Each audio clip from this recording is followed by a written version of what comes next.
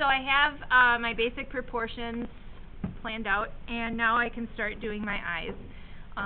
And one thing you can do is you can kind of press in to make the cavity of the eye socket. And that just, it's not that your eyes are actually going to be this large, but it helps add in some clay for the roundness of your eyeballs. So our eye cavities are actually quite deep, and I like doing them at the same time because between my two hands I can kind of go down at the same depth rather than doing one and then the other.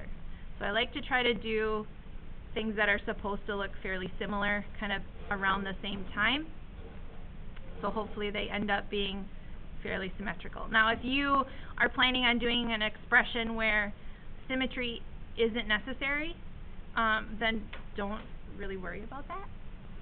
But if you do want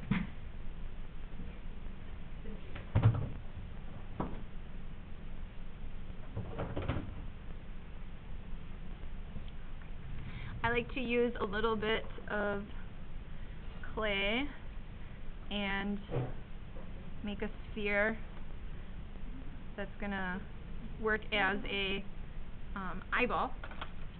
But because we don't want super bulgy eyes, I'm going to cut that sphere in half and set it inside.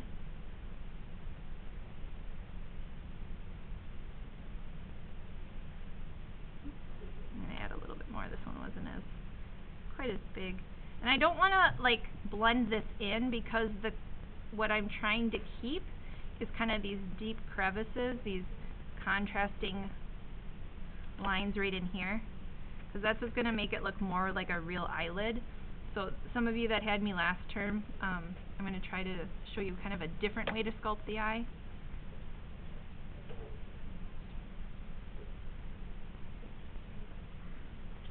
There's lots of different ways. If you go on YouTube and you search sculpting an eye out of clay, you could probably find just as many, videos like throwing, demonstrations.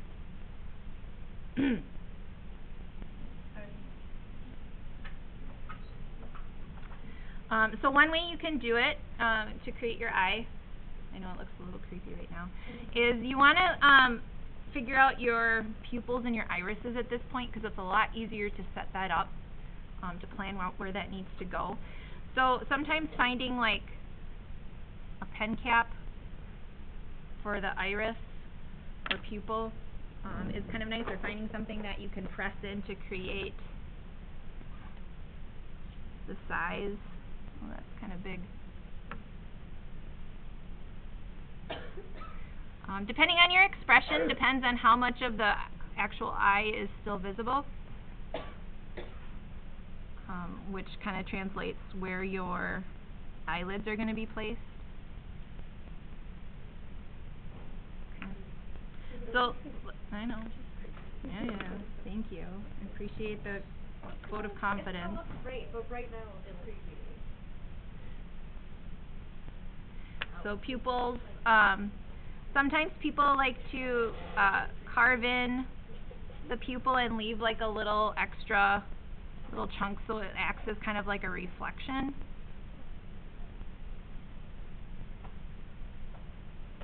I did a better job on that one. But right now that looks kind of creepy. So what I used to do is I have you guys make pancakes and put eyelids on it. But this way I'm going to show you is you're just going to make a coil. All I'm doing is rolling a little coil that's going to act as the lid edge.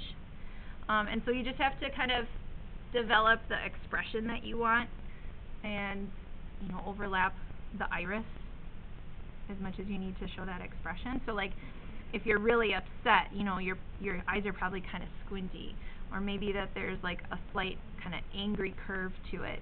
So you can kind of play with these until you get, if you're really happy or surprised, chances are your eyes are wider, more open. Smiling sometimes can be kind of squinty because your cheeks are kind of squishing up. So when you have that placed, then it's just a matter of taking it and blending that ledge in a little bit. And you can use tools too if that works better for you.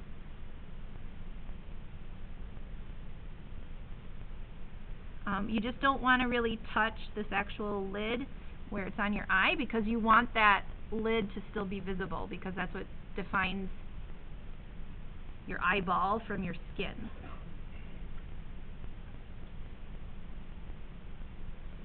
So just kind of carefully blending this. This is probably where I see most of the errors, where kids will just blend the whole thing away, and then they don't have eyelids, they just have this mushed eyeball thing. And it's like, no, we're trying to leave some definition. We're trying to leave places where the values shift and change, cast shadows on each other, so that that makes it look more three-dimensional. Okay, now depending on your expression or your actual person that you're trying to sculpt, you might need to add more here for the brow bone. Maybe the eyes are really sunken in. That just is like a character trait of the skeleton. Maybe their expression dictates that they need a little bit more, roundness in this eye. I tend to sculpt kind of grumpy or confused looks.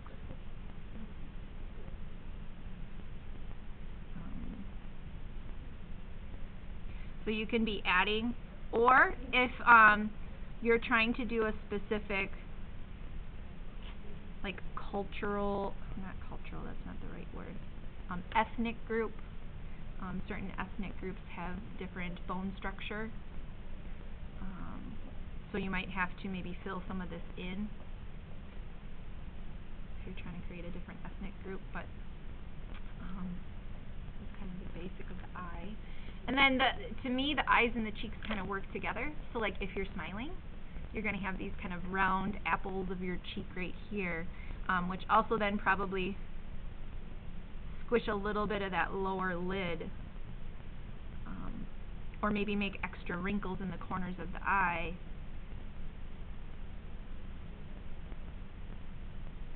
That translate that expression.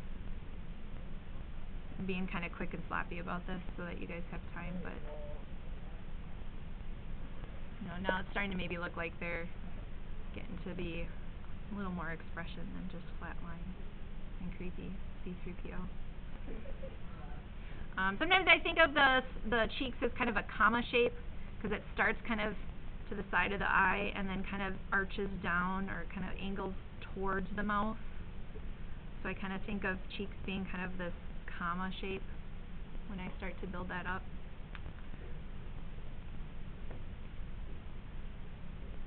So, I mean, that's one way to do eyes. Is it the only way? No. If you develop another way that works better for you, by all means. If you're doing an animal, look at your picture so that you can reference that and how their eyes are structured. Here's kind of the start.